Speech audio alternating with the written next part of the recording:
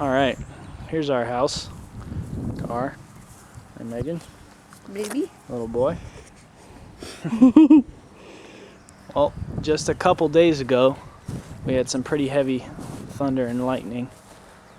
And there's our neighbor's house. Right in between here, we had a big old tree.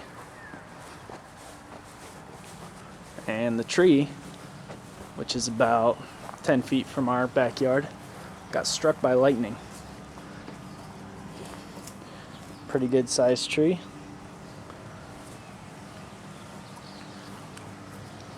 See, it almost looks burned on the top. Yeah.